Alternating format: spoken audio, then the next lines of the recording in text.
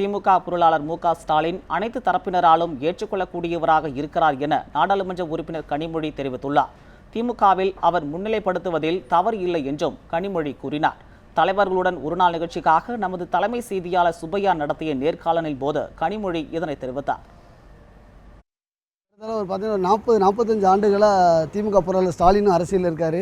அவர் மிசாப்பூரிலிருந்து ஏதாவது எளிதாக எல்லாம் மற்றவங்க சொல்லும் போது அவர் வாரிசு அரசியலுக்கு மேலே குறிப்பிட்டுறாங்க. ஆனால் அவர் மிசாப்பூர்லேருந்து கஷ்டப்பட்டு தான் வந்திருக்காரு.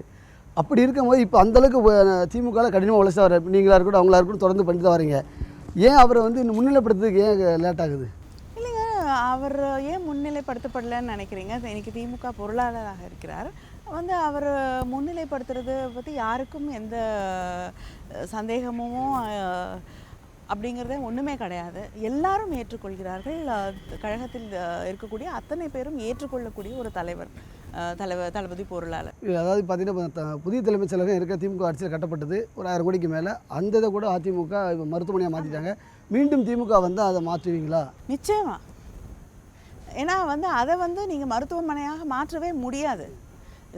சும்மா வேணும்னு 4 படுக்கைகளை போட்டுட்டு அதை மருத்துவமனை என்று அழைத்து கொள்கிறார்களே தவிர அந்த கட்டடத்தை வீணாக்கிறதுக்காக தான் இதை செய்கிறாங்களே தவிர அந்த பழைய இடத்துல செயல்படவே முடியாது. அலுவலகங்கள் இல்லை, இடம் இல்லை. இந்த பிரச்சனைகளுக்காகத்தான் அந்த இடம் மாற்றப்பட்டது. ஆனால் நிச்சயமாக திமுக ஆட்சிக்கு வரும்பொழுது மறுபடியும் தலைமைச் செயலகம் அங்கு மாற்றப்படும்.